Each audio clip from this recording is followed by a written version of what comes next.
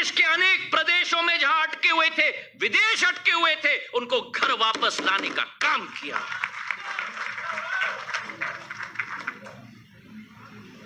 और आज मेरे कांग्रेस के उस समय के साथियों ने क्या किया?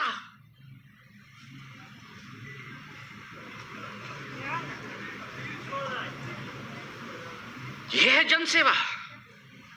अरे जब महामारी में सेवा नहीं कर सकते तो क्या कुर्सी पे बैठ के सेवा करेंगे? ये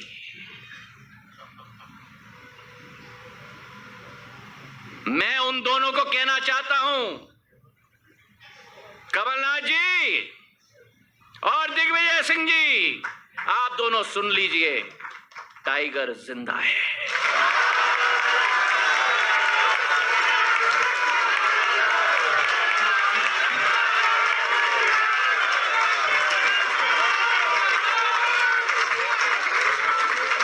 मैं कोरोना से ग्रस्त हो गया,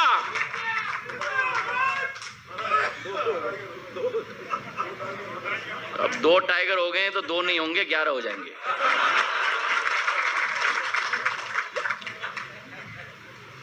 मैं कोरोना से ग्रस्त हुआ, लेकिन उस समय भी अस्पताल में मैं 9 दिन रहा, लेकिन उस समय भी कोई विषय आया तो मैं बीडी शर्मा जी, शिवराज सिंह जी और मेरे भाजपा के एक एक कार्यकर्ता के साथ मैं संपर्क में था।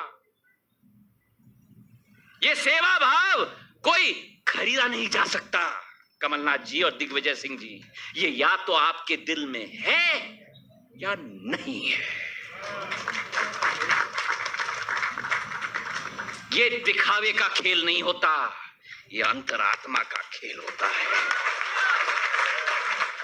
ये भाषण देने से नहीं होता, ये जमीन पर काम करने से होता है। ये उड़न खटोले के रोटर ब्लेड के धूल से नहीं होता, ये धूल खाने से होता है। और इनके कार्यकाल के बारे में तो मुझे कुछ कहने की जरूरत नहीं है, क्योंकि आप लोग और प्रदेश की जनता इनसे अच्छी तरह से वाकिफ है। वहां तो सरकार ऐसी चल रही थी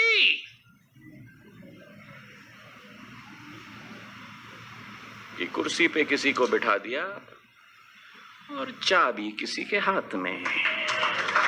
सही है कि नहीं? बोलो, शिवराज सिंह जी सही है कि नहीं? बीडी शर्मा जी सही है कि नहीं? आगे कोई अब पीछे कोई,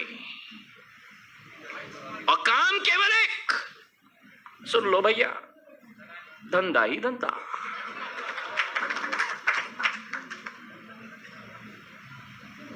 नब्बे दिन हो चुके हैं, संग्राम का समय आ रहा है, और ये मैं ऐलान करना चाहता हूं आपको कि बीडी शर्मा जी, शिवराज सिंह जी और मैं कोई सत्ता के खेल के पीछे नहीं है। आज मुझे मेरे प्रेस के लोगों ने पूछा, कैसा लग रहा है आपको सिंधिया जी, मंत्रिमंडल स्थापित हो गया 90 दिन बाद। मैंने अपने मीडिया के दोस्तों से कहा कि यह मंत्रिमंडल स्थापित नहीं हुआ है। दिल्ली में मेरे नेता बैठे हैं, प्रधानमंत्री जी, जो अपने आप को कहते हैं प्रधानमंत्री नहीं लेकिन प्रधान सेवक। और आज अगर मध्य प्रदेश में प्रधान सेवक बैठा हुआ है प्रदेश का, तो ये मंत्रिमंडल की टीम गठित नहीं हुई है, ये सेवकों की टीम गठित हुई है। और 3 सहभागी जो इस मंच पे बैठे हुए हैं, गोविंद राजपूत जी, तुलसी सिलावट जी, हरदीप सिंह जी,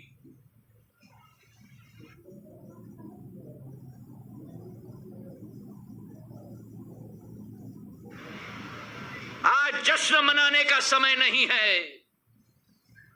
भावना है कि ये प्रदेश की जनता ने, 7.5 करोड़ जनता ने आपके कंधों पर एक बोझ रखा है। उनके विकास का जिम्मेदारी आपको दी है, उनकी प्रगति की बीड़ा आपको उठाना पड़ेगा, उनके सम्मान की लड़ाई का, उनके रक्षा का, गरीबों का उत्थान का, अमन चैन का वातावरण तय करने का। और ये हमारा संकल्प अगले 4 साल हमें निभाना हुई होगा मध्य प्रदेश के लिए। मैं दाद देता हूं हमारे सारे विधायकों को, चाहे वो कांग्रेस के रहे हों, दूसरे दलों के रहे हों, जिन्होंने संघर्ष का सामना किया। आज असाधारण तौर पर कहा जाता है कि जब सरकार जाने वाली है और 1 साल बाकी है तो विधायक की जाए तो क्या बात है।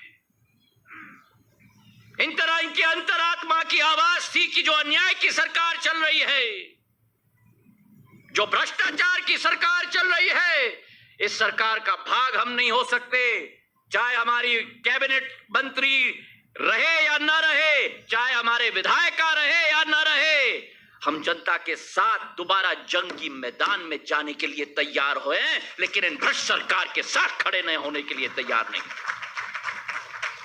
और एक कहावत है कि अन्याय के खिलाफ छेड़ा हुआ संघर्ष ही धर्म होता है। और उनकी प्रतिमूर्ति के रूप में हमारे 22 विधायक, जिन्होंने त्याग दिया, तपस्या दिया, भ्रष्टाचार का रास्ता रोकने के लिए जनता के दरबार में दोबारा जाने का निर्णय लिया, मैं उन सबको नतमस्तक होता हूं, उन सबके सामने। बहुत कुछ कहने के लिए है और समय भी आएगा। मैंने सदैव कहा है मध्य प्रदेश की जनता को, और आज इस मौके के आधार पर मैं कहना चाहता हूं कि मैं आपका तलवार भी बनूंगा और आपका ढाल भी बनूंगा।